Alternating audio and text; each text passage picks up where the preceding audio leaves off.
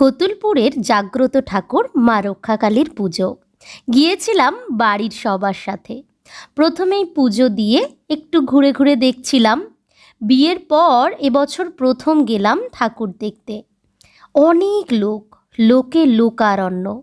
দেখতে পাচ্ছ, এই এত লোকের অধিকাংশই প্রণাম সেবা কাটবে, মানে দণ্ডি কাটবে।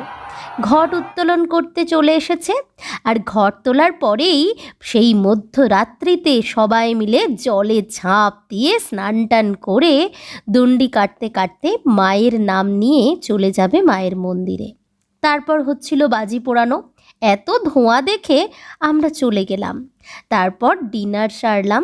আমাদের সেদিন বৌরানীর বাড়িতে নিমন্ত্রণ ছিল। মা ঘুমিয়েই পড়েছে। ঘুম থেকে উঠে বেলুন কিনে আইসক্রিম খেতে খেতে বাড়ি ফিরলাম।